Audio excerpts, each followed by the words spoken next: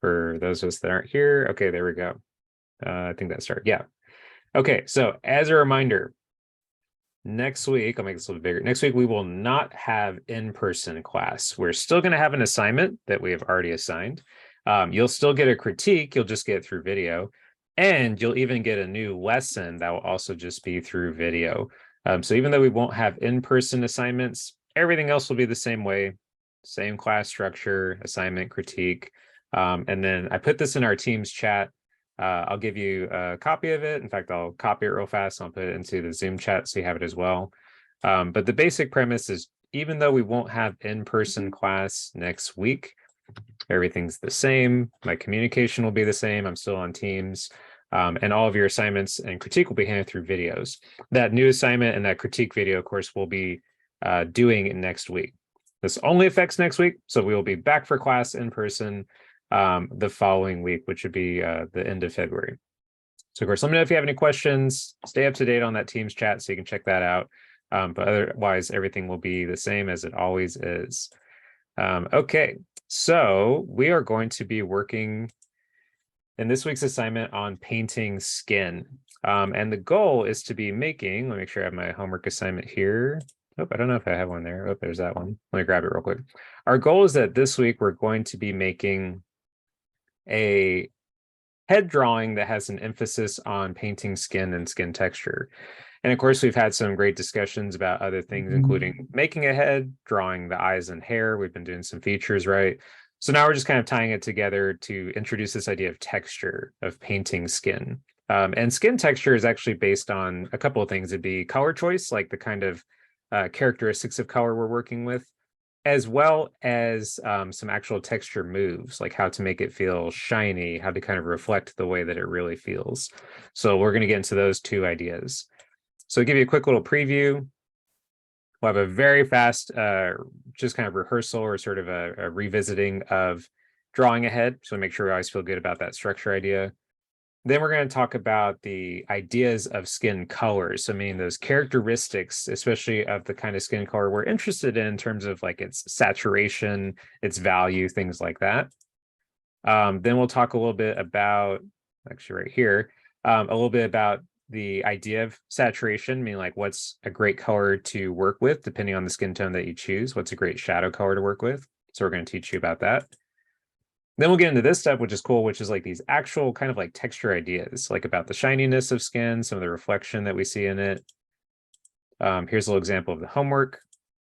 And then we have a little demo right here. We have like a live head that is already made, like this little line work. So we'll do some color on that to show some different examples. Here's an example of our homework. And then, you know me, I like to jam pack a lot of info, not to overwhelm you, but just because it's so much fun to talk about.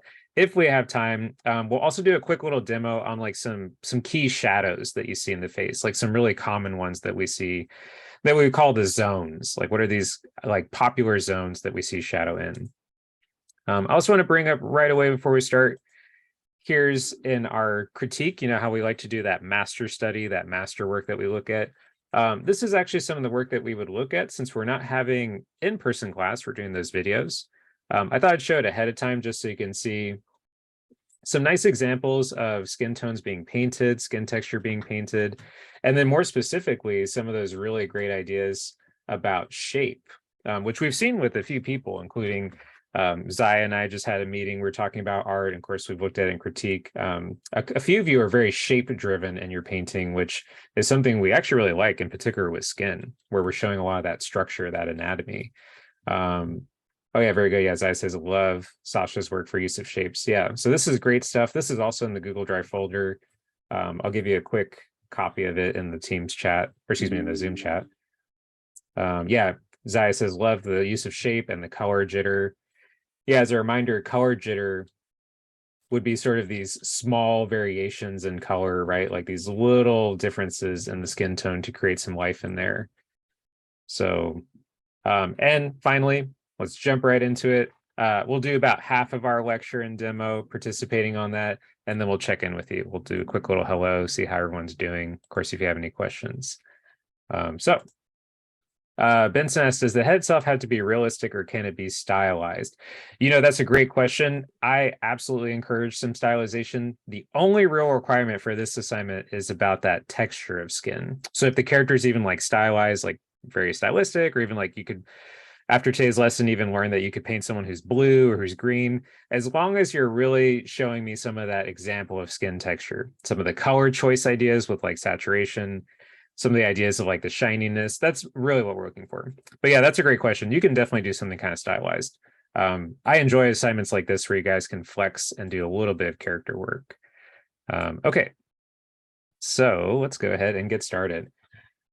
Very quick rehearsal, revival, review, right, of all these things we've been talking about. Of course, you are going to draw a head. We're really interested in seeing you draw some original artwork for this, particularly like an original character design, meaning like a head that you're inspired by something else, but something that's kind of like your own creation. So as a reminder, we want to think about when we're making those heads, doing that ball and jaw method. And since you're doing design, one of the things you really want to think about is when you're making those heads. Let me grab a pencil real fast. There you go. When you're making those heads, keep in mind that these two pieces that you work with, that ball and jaw, you can radically change their size or ratio depending on the style. So for instance, if you're doing more realistic, sometimes what I would refer to as like more game driven design, like video game driven design. If you're doing like very realistic sort of male skeleton, if you're doing very realistic female skeleton, we would have kind of those longer, more defined jaws, right? So more definition. This one we'd say is a little bit more of the male skeleton, a little more of the female skeleton. So they're longer, there's more definition. And then of course, for that question about stylization, this is why we really like the ball and jaw, because you can also make something very stylized, especially based on the size or ratio. Make that jaw shorter, right? Make that jaw even softer. So meaning less definition, just really, really soft shape. And that's where you can achieve some stylization. As you look at characters, you're kind of like experimenting with different designs, even like different skin tones. I was just talking about this with one of the character design students in the character design on demand elective. You see some really interesting ball and jaw ratio. I was bringing up the character Chihiro, right, from Spirited Away, who kind of has like a surprisingly long or kind of low mouth. So kind of like this long spacing between nose to mouth, kind of like that small chin to look like a child. And then you can see right here, we got some of that really soft ball and jaw. Still acknowledging anatomy, but very, very soft. So just as a reminder, when you're making a head, when you're trying to create something, that's what I like about this 1-2 punch, these two pieces, is you can really play a lot with the size and hard or softness of them to create a lot of different characters. And over here, this is what I'd call kind of like that game design. That's I say that because of like modern games and even like Call of Duty, Elden Ring, etc. Stuff that's like a little bit sometimes more articulated, a little bit sharper. And then of course, this is what we like to call a little bit of that more stylized and even like Eastern manga, anime, much of the art from the East, where it's a little bit, just a little softer. So have some fun, of course, when you're making the head, as was Benson's question, whatever style you're working with, I'm kind of interested this week to see some cool stuff that you want to try out, but just make sure that skin texture, as we're about to talk about, is a focus. Like you're really thinking about some of these ideas with skin. So a little bit of a reminder about even making the head or how you want to construct it. So that said, if you're following along, I know some of you guys are drawing, some of you guys are just listening as well. But you could start by just drawing a quick little head, right? You can make yourself a fast little head and let's experiment with it. Let's put some color into it. So here's a quick little head. I always like to put even just a little bit of that cast shadow, give a nice depth on there. And since I have my structure done, I'll just erase this so we can see that skin. Okay, so let's say this is my little mannequin head, that little fake head that I can stick some stuff on. So what we're trying to work with right now would be two like basic colors when we do skin. What would be like the base color of the skin, something like the actual just color of the skin, and of course the shadow color, like to give it some lighting. And we can do anyone from any type of background, right? Obviously, like all kinds of different skin color, all kinds of different shadows, things like that. But what we want to focus on is the choice of like color and even the use of shadow. So first I'm going to show you the easiest shadow, which we actually talked about this back when we were doing the multiply layer lesson, right? So let's say that we have a skin color on our head. Here's one of those nice rich ones right here. So let's say we just have our drawing, we have our skin color. Of course, these are separate layers, right? This helps me out a lot to have drawing on one layer, color on the other. So we want to pick that layer and then we want to do a shadow. So shadows, of course, we'll talk about in a second, like some really nice shadow color, but we also, back when we did Pokemon, remember that we could do a shadow where we make a multiply layer. We actually pick a color that's like a nice pale pastel color. So something like, pale purple, even like a pale blue. And on that multiply layer, that gives us like a pretty appealing shadow color. So here's an example of a little shadow on there. So when you've drawn the character, your head, right, we have to make two choices. We want to get a skin tone color on there and a shadow color. We'll talk about the texture stuff in a little bit, but we want to get those two things. So the easiest thing you can do is pick any kind of skin tone color and then do that multiply layer idea, right? Make that multiply layer and choose one of those nice pale colors, which if we're all comfortable with it, we like to just call like a pastel, right? Kind of like a pastel color, pastel blue, pastel purple, really nice colors to do for skin tone and for shadow in general. So that'd be one of the base things you can do. And as we mentioned, you can do anything you want in terms of the color. So you could have, oh, let me copy that line also, there we go.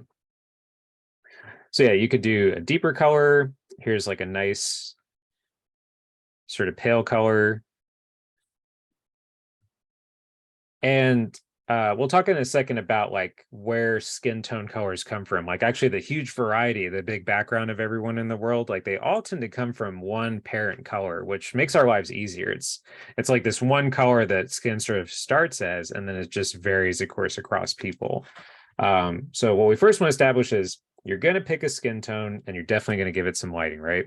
That multiply layer idea would be the easiest thing. That'd be one of the easiest ones to do. But let's teach ourselves a little bit more. Let's get a little bit further into it. So let's think a lot about the color that we're choosing, especially if we're choosing a color. So meaning we have on the homework card, I'll show you real fast. I think I haven't stuck it on the screen yet. We do actually have this for you. We have this nice little like skin tone swatch that we stuck on the homework card. I'm going to put this into the chat as well. I'm really encouraged, honestly, by you using this as well. So I mean, like, I want you to learn about color. I want you to like learn more about what we're doing, but also this would be totally fine to use as well, this little swatch card. But let's teach you a little bit about choosing color. So we're going to get through this part about choosing color. And then we'll get into probably our little check-in, our little hellos, see how everyone's doing. Of course, if you have any questions right now so far, please type them in the chat. Let me know, and that way I can put them on the screen. So let's go back. I could have copied my one from the other screen, but let's just draw a quick one from scratch. So here's our little head. Okay, so let's talk about choosing a color.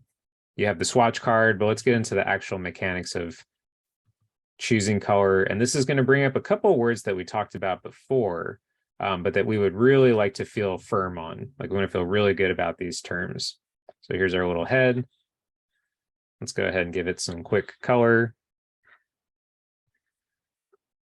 And what I'll do actually is I'll just start with a neutral, right? Let's just make this gray, and then we'll start changing its color.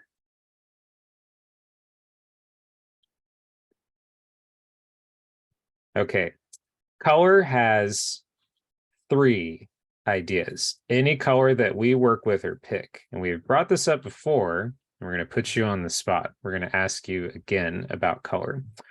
So let's say that I have a color like this, just like a purple. on our programs, there's a lot of nice stuff on there that shows you information about color, specifically this idea of what's called HSB, right? So from the top, as a question, if you don't know the answer, that's okay. We just want to get have you take a shot at it. Let's go around real fast and kind of ask real quick some questions. So first, let's start with Genesis. Genesis, when we're thinking about color in these three ideas, do you remember what H is? What is that part of color? Do you remember?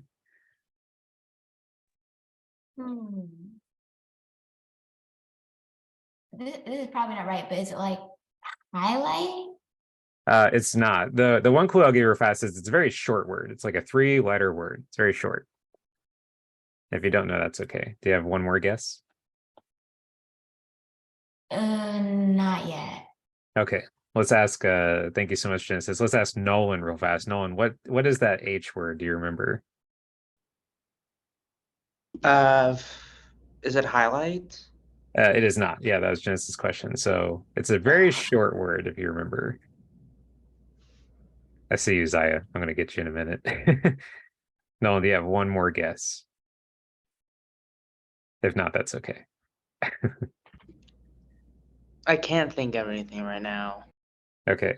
Zaya, I saw LJ's raising a hand, Zaya as well. Zaya, that's close, Genesis. Zaya, what would be the H? And LJ, you can type it as well. I know you're in the chat. What does the H stand for? Hue. Very good. Like, the actual color is a red, orange, yellow, pink, purple. Fantastic. Yeah. So H is hue, which is actually what's funny is this would be probably the easiest thing. It's just the color. It's literally a synonym, meaning like the same word, right, for color. LJ said it as well. I see Benson typing it. Very good. Yep. Oh, I like people jumping ahead. Very good. Yeah. So H is hue. I see Genesis typing. I don't mind seeing that ahead of time. So yeah, S, Genesis typed, is saturation. So saturation is in particular in this week one of the more important ones. This is how vibrant something is.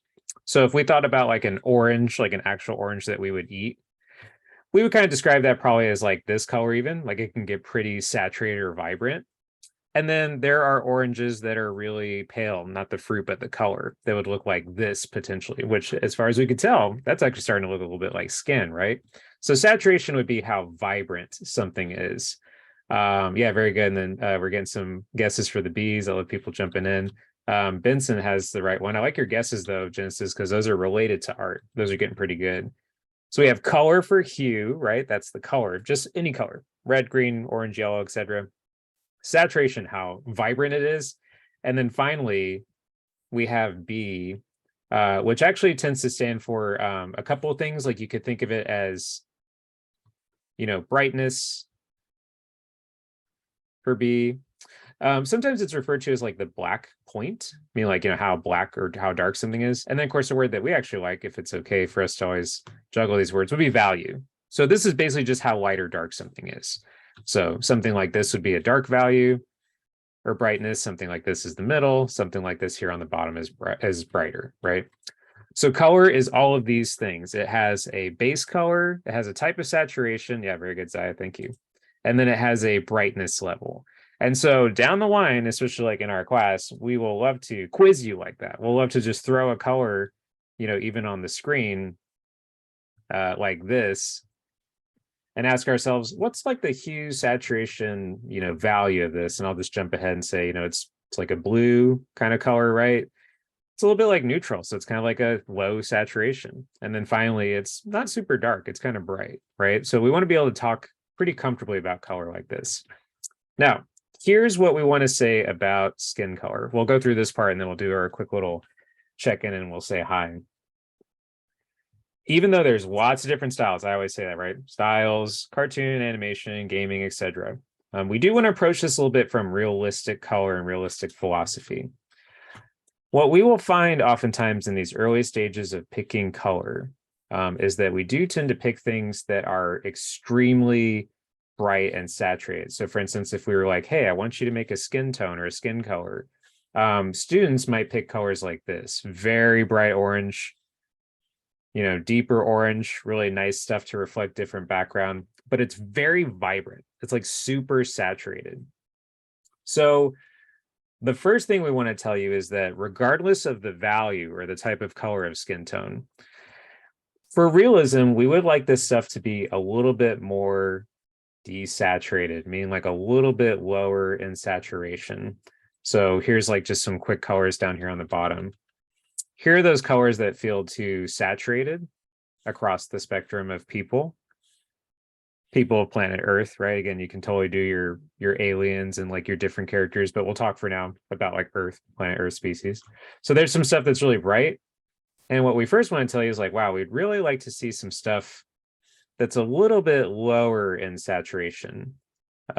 What you'll find is that everything in real life, even like leaves, tree trunks, things like that, that's like a common theme is like they have great color, but they are like a lot lower in saturation than we think. They're not super, super vibrant. That vibrant idea feels really artificial in many ways for color.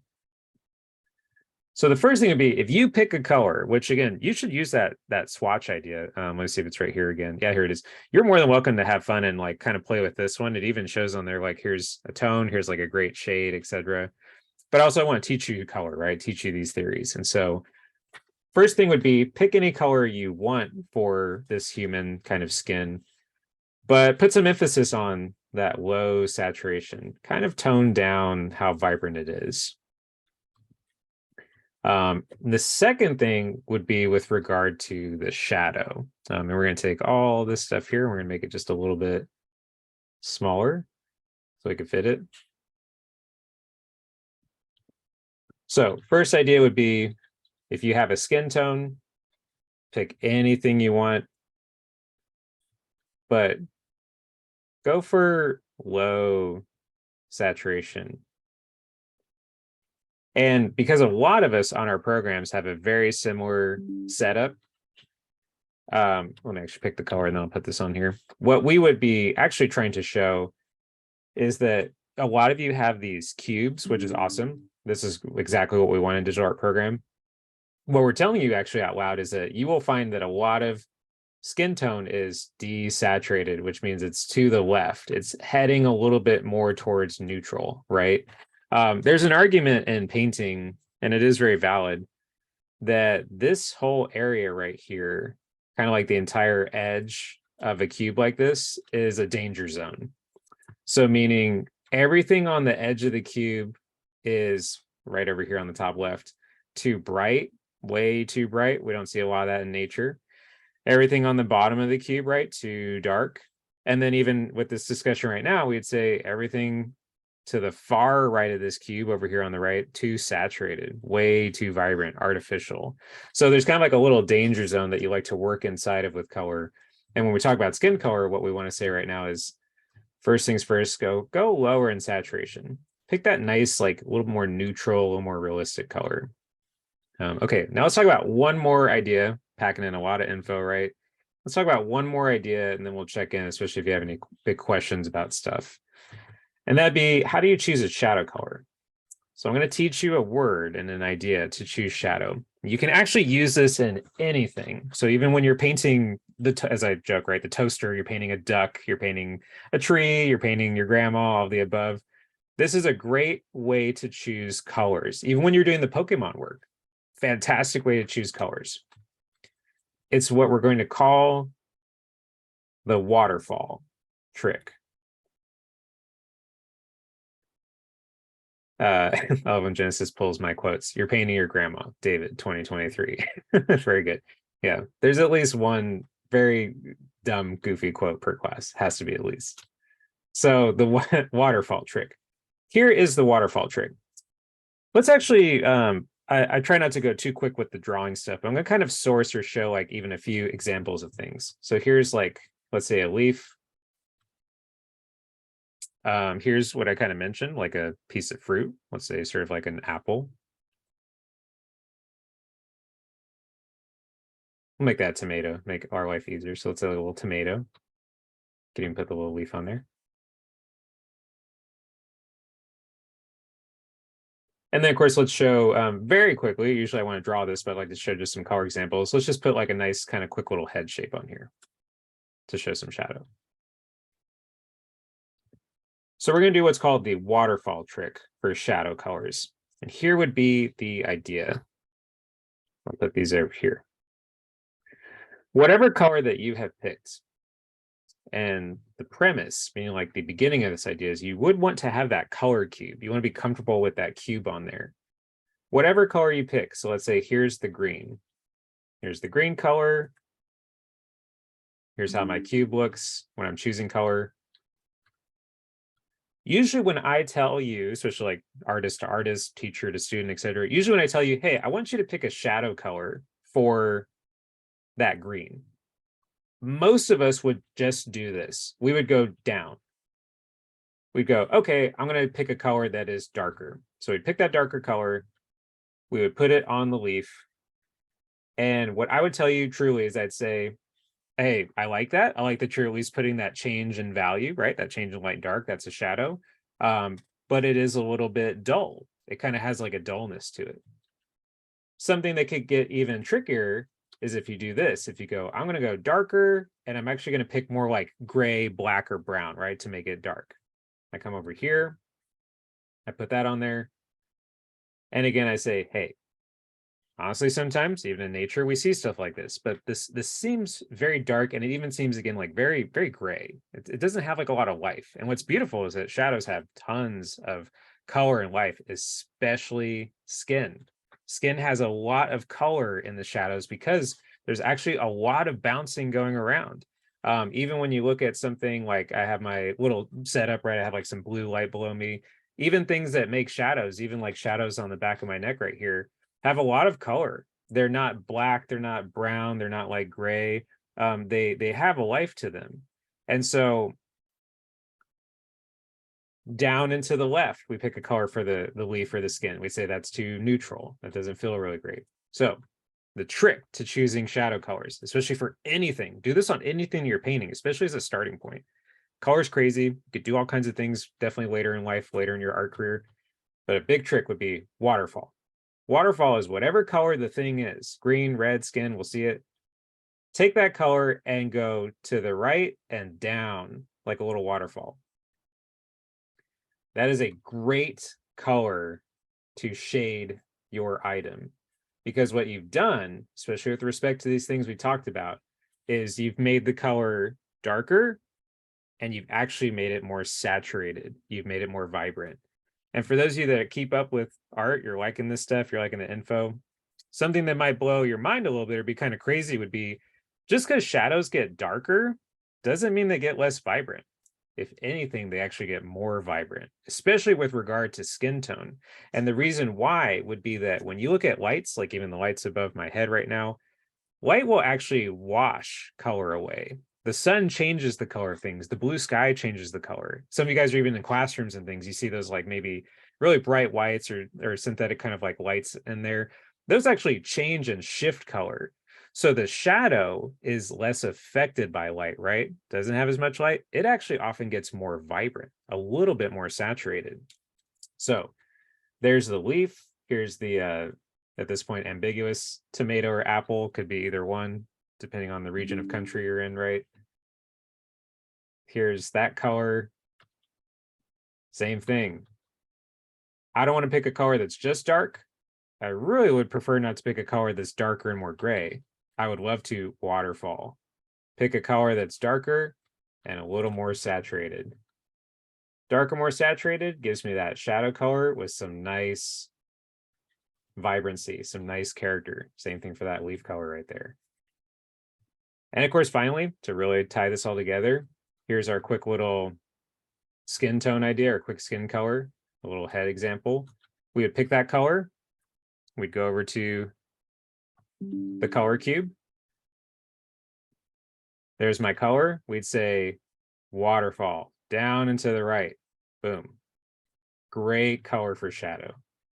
It's darker, it shows value, and it has that nice saturation, that vibrancy we'd want to see. So when you do shadow colors in general, waterfall is your trick. Now, we like actually the word trick or tip because we would say, is this everything in like the world of painting and drawing, etc.? It really isn't. There's so many things, especially going on with color, that get pretty crazy, pretty wild, and even like change a lot in behavior. But as a baseline, especially as your teacher, to always give you that honorable push towards, hey, here's something that's going to get you really far. Here's something that's going to help you out. Waterfall is incredible trick and tip to get shadow color. So when you go to choose a shadow color for your character for that skin tone, you should do waterfall. And then as we mentioned, waterfalls for everything. So even if you were to do, I would kind of prefer a little bit more human skin tone on this assignment. But just as an example, if you had a character that was purple, blue, pink, all of the above, it'd be the same thing. Waterfall off that color, darker, more saturated, gives you that nice shadow color. Ian says, no Piccolo. You telling me, man, I would give anything to have that Piccolo going on. Yeah. Keep in mind when you bend those rules, if you're going to draw that Piccolo in that green skin for anyone in class, we just want to see it look good, right? We need a good version of it. But yeah, great example, by the way, of a good character with a very different skin tone that we can still treat the same way, give them those nice shadows. In fact, speaking of, I'll grab this real fast. Just out of curiosity, because we can not always tell with like the JPEG and stuff. We'll test real fast. Here we go. Yep. So there's one, there's two. Let's see, 1, 2. Yeah, not bad. Here's just to give ourselves this, and then let's go ahead and we'll do our little hellos. So here's the Piccolo base color from the JPEG. Oop, I'm gonna grab this swatch.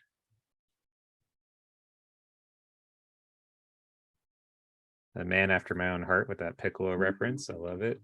So here's that Piccolo. And then here's the shadow that's happening on the side right now, kind of like in the brow and on the right side of the Piccolo face.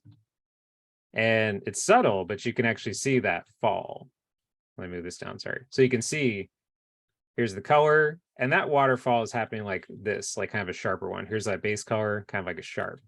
But a great goal, again, overall. You can even see it, you actually see it a lot even in this cast shadow of the purple to the dark purple. So just a good philosophy for us in general, again, with shadow color. When all else fails, especially if the environment is pretty neutral, I mean, like what we're doing is like pretty consistent, we waterfall show those shadows. Especially with skin tone, it really helps because skin does have a lot of vibrancy. Okay, so that was a big jam of skin tone stuff, color stuff, right? Let's check in, see if anyone has any questions. Of course, just to say hi, see how you're doing. And then we'll wrap up the lecture with now some texture stuff. Like what are these like little texture moments that we see in skin? So let's start in no particular order. We'll start actually with LJ. So LJ, if you want to type in the chat, you can let us know how you're doing today. If you have any questions either, do you have any big questions so far? We'll give LJ a second to type in the chat. In fact, while LJ is typing, we'll go to Ryan. Ryan, how are you doing today? Are you doing well? Okay, hope things turn around, LJ. And LJ says, I do not have any questions. So that sounds good. Ryan, how are you doing today? I'll give Ryan a little second. Okay, while we wait on Ryan, let's go to Soul. Soul, how are you doing today? Do you have any questions? You do a lot of painting, of course, Soul. I like your character stuff. What are some approaches you have to painting skin? Like, what are some of the ideas that you use? I like to use flat colors a lot for just like I don't really shade. I more put in colors that are like I don't know how to explain it, but like dots of color and then blend them. Yeah. Yeah. Well, and also like, yeah, you tend to you think in a, as far as I can tell with you, you kind of think in a more graphic drawing way as what I would call it versus sometimes like building as a painting. So I think you'll like some of the texture stuff we're about to talk about and even some of this hopefully color theory work. But yeah, you're kind of more, when I look at your work, it's not far from what I like to do, which is more drawing centric. You kind of think more in flat colors, shapes, you do blending and texture, but you don't always like build in that way. Again, I'm pretty similar in the way that I approach stuff. Very cool. Let's go. Yep. Oh, sorry. No, please go ahead. Please go ahead. I don't like painting that much. I more like the drawing part. So yeah, that's why. Yeah, I do too, by the way. I've been a painter, in fact, historically, even like for work, but I actually like drawing more. Drawing's more my actual passion. So I'm right there with you, especially in terms of personality for stuff like that. Let's go to Maddie. Maddie, how are you doing today? Are you doing well? I'm good. Cool. Maddie, do you have any questions so far? No, not really. Okay. Okay, let me know on Teams if you have any questions. Let's go to Benson. Benson, how are you doing today? I'm good.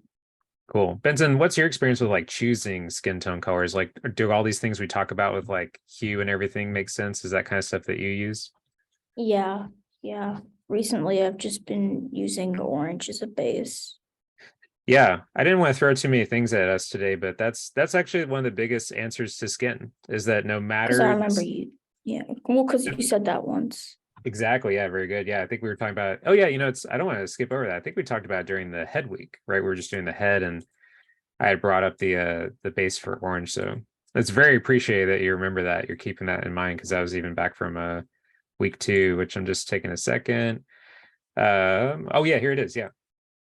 I thought so. Yeah, I was like, I don't want to skip over like reminding us. Yeah, so this is where we talked about how, the actual parent color, I mean, like the true color of skin largely comes from orange.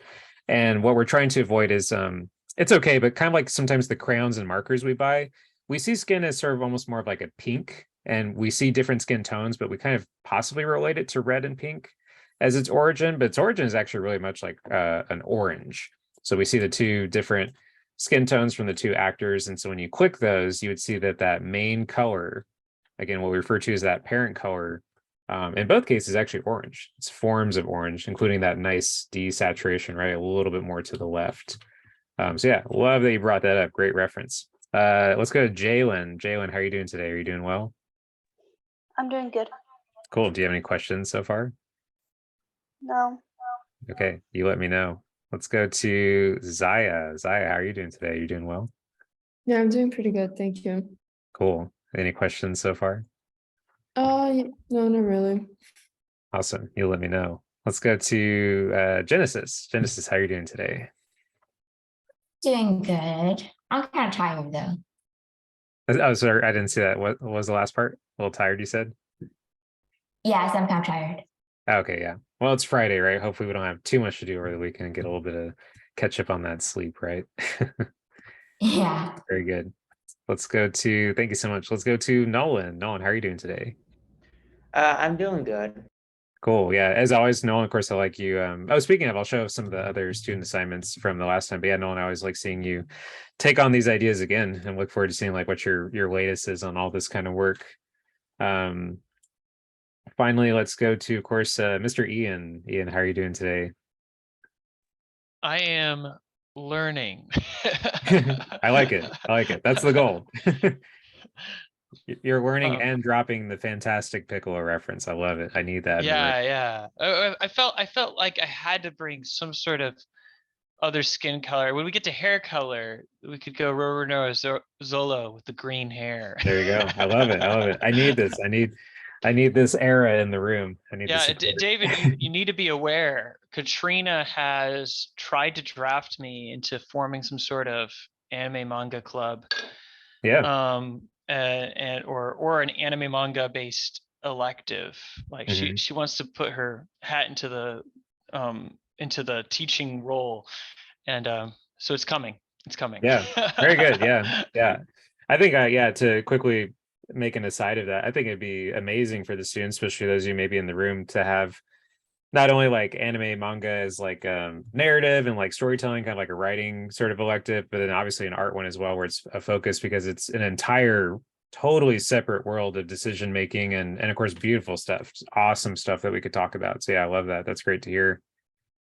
Very cool. Okay, let's do our remaining part to talk a little bit about painting skin, painting texture, and then we'll check out the homework card.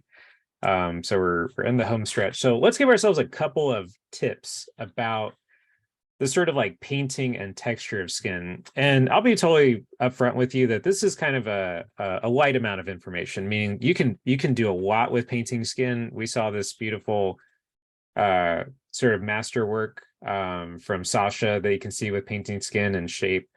But we want to acknowledge just like a couple of things. And actually I have Sasha's piece. And then that I've really enjoyed recently some good old Loish reference, and so I'll put one up as well that shows some nice skin stuff, which would be probably right here. Give me 1 second. Yeah, actually, I want to point out that this is a really good example of when you manipulate color, you don't need realistic color at all times. I'll obviously respect that this is very saturated, right? Very vibrant. But what's cool is like you don't need realistic color to communicate texture correctly, especially in this regard to hair and skin. But this has a couple of nice moments of skin, as does the Sasha piece. So we'll talk about that. Okay. You're going to draw a head. You're going to apply a skin tone to it. You're going to pick a skin shadow color, right? So we're at that stretch, especially if things we've already done. We've drawn, we've put color into things, we've even given it shadow. But we're in this new stage too of some painting stuff, some painting ideas. And so I'm actually going to use, give me 1 second. Oh, here we go. Just to make life go a little bit quicker, I'll use this template one right here to put some color underneath. And we'll give this a little bit of a kind of like a middle color. So here's a little bit of deeper color, a little more orange. We'll go right there. Okay, that'll work. So let's give ourselves a quick little kind of mid color. So you'd make your drawing as we'd like to think, right? In terms of that workflow, we got that drawing going on. We flat the color into it. So meaning we make this base color. You really are encouraged to do that multiply layer with the pastel color, so like multiply pastel purple if you just want to get some quick shadow in there. Oop, I put on multiply, there we go. Or you can do what I talked about right now, of course, which is you could choose potentially some color with that waterfall trick. But for the sake of our demo and even like making our variables a little bit easier, we'll do this quick pastel one. I might run out a little bit of time to do the zones discussion. I'd love to get into that. So I'll try to talk about that just as one final quick note as we're working. So here's some quick color on here. A little bit of shadow. At all times, like a lot of shadow, especially demoed in class, is with respect to overhead lighting, right? Some very simple like concept of an overhead light. Amazing types of shadow and stuff you can do with different angles to light, right? Which we should have some time in later lessons to talk about that. But for those of you that like this work, you're doing this kind of stuff, that's your default. Like just learn some nice behavior for overhead lighting. So speaking of, let's give ourselves some skin tone, a little bit of idea to work with. Speaking of color, I will throw it as a quick aside that we would really love to see you take that white of the eye and always give it some type of color. So one of the biggest fibs, one of the biggest lies in existence with JPEGs and art and stuff in general, of course, would be that there are no absolute blacks and whites in the world. Even the deepest, darkest black you see in a shadow has hue, it has saturation, it's got some of that characteristic going on, right? And we would definitely say the same with the white of the eye. The white of the eye is a term, the white of the eye. It is absolutely not white. It has color in there. And when you're choosing color for the white of the eye, when all else fails, to be very simple with it, just pick a very bright version of that skin tone. So you can pick a version of the skin tone that in this case would look something like this, since we're having a big color discussion today. Just choose a very bright example of the skin tone and use that for the white of the eye. Okay. So we would pretend that we've made it this far, as we'd say. We have, our character, we've lit it, we put some shadow on it, we got base tone. Now let's do some stuff related to painting. There are a number of ways that you could approach this. Usually you could just make a painting layer a layer on top. You can like make it on top of everything and start painting. And so that's kind of what I plan on doing. Is if I was doing this texture, kind of like getting into painting, I'd make a layer on top. And then of course, what we try to also imagine is that all painting centers around some kind of brush like this that has at least a little bit of fade, in particular with pressure. I mean, like it's pressure sensitive. So basic tips for skin. Let's give ourselves 3 of them. And I would argue that 2 of them are incredibly important. The third one's kind of like a bonus. Be cool if you're doing it, but you're going to learn more and more. But 3 things would be really, really important. So the first thing would be that there are a number of shiny areas on skin that have highlight or result in highlight. These are for 2 reasons. One is for how thin skin can get on your face. The second one would be about oil and shine. And of all things, trust me, as a former, like obviously at this age, former teenager, oil, skin, all the above, such a bummer, right? But in the case of art and painting, we actually love it because it gives like texture to things, especially like skin. So some examples would be skin will actually shine because of things like oil and shininess to our skin. And we see that in particular with the nose. We actually see it a lot of times. This is a little bit more subtle around the nose. And I genuinely, in the context of teenager, high school, school, all the above, I genuinely think it's funny to talk in this way, but it's a collection of oil. I mean, like a little bit of a collection of oil that happens here, but we love it for skin texture. Don't love it all the time for ourselves personally, but we love painting it. So sometimes you see a little bit of shine there. So oil would be in particular towards the nose. Now, other moments that are shiny also include where skin is really thin. And you can do this by pushing your cheek, right, is very soft. And then tap your brow, your forehead right here is really hard. And so there's actually moments that are thicker skin, right, where it's like a lot denser, has more meat. And then there's parts that we would actually say the skin is extremely close to the bone. The skin's very thin. So where skin gets really thin would be actually near your forehead. And it's very subtle, but a lot of people do this in a really awesome way. Around your eyes, it can get very thin. And you'll see people cheat this little highlight in the corner of the eye, like near the tear duct, because of how shiny it gets there. Yeah, I'm projecting onto you, Genesis. I'm not accounting for your true skin texture. I'm overgeneralizing. How dare I? Your cheekbone would be similar, right? Speaking of thin, like in a high bone point would be that cheekbone. So you'll sometimes see a little bit more shine or highlight there.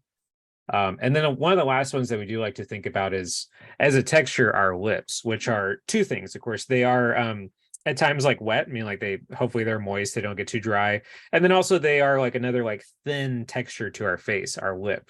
So you will oftentimes see a little bit of shine or reflection in the lip, specifically the bottom, because that's where the light is shining more. So we would call this section, I'm saying this in a teasing way, I call this like, don't believe me, right? Don't believe me? Let's look, right? Let's check out some people working this way. So right away, we love this. We see some examples of that thin skin, meaning your forehead, that bone part being brighter. We see some of that nice acknowledgement of like oil and shine in the nose.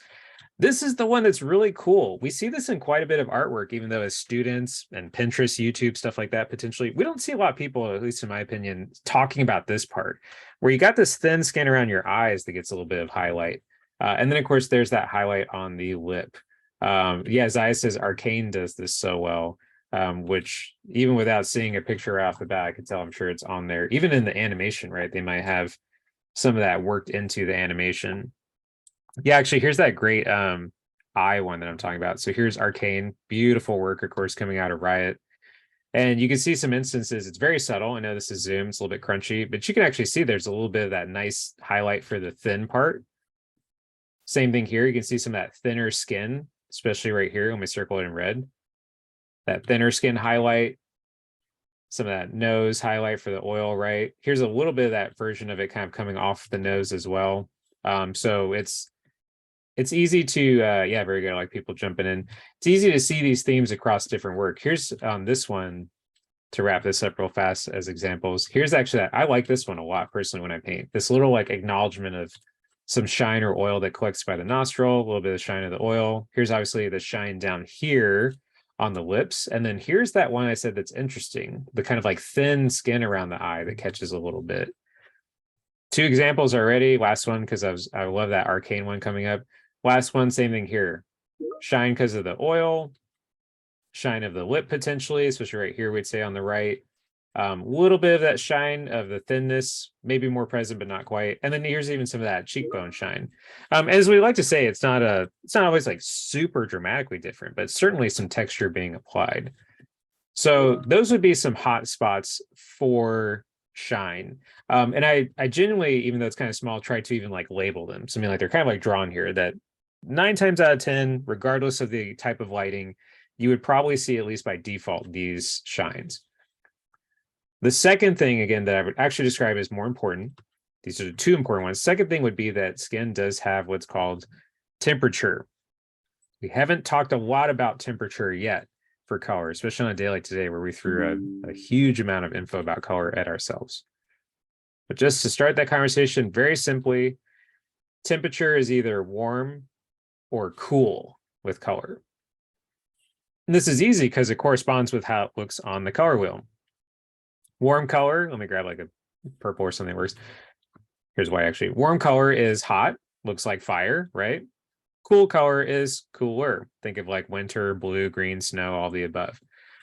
I don't want to say this too much because I think it gets really confusing, but every color has a warm and cool version. So it's not like it's always this way. But the simplest idea would be, what's a warm color? It looks like fire. It's hot, red, orange, yellow. What's a cool temperatured color? So it's like winter colors, green, blue, purple, etc., things like that. Now, to go back to that, we would say that a lot of skin, regardless of the color of the skin, regardless of the tone, is a little bit warm in certain areas. And specifically, it is warm in this middle area of the face because there's a lot of action with density, meaning like kind of the density of skin and even like blood flow. So what you'll notice is that in the middle of the face, so around the cheeks, especially like around our nose and in our ear, even for that cartilage, we do kind of have a band, B-A-N-D, right? Like a band or almost like a strip of more warm tone. Now, what we want to avoid truly is we're not being literal. We don't have like a literal band like this. We do, right? But it's soft, it's skin.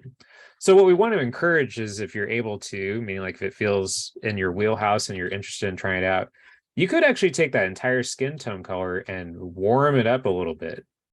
Airbrush, even in particular, a little bit of temperature, a little bit of heat to that middle zone. And that will also help with a lot of the idea of skin feeling more alive. And of course, skin behaves differently than an apple or a rock or a toaster, right? So that's just what we're respecting, is that skin would have these different shifts, these different like changes.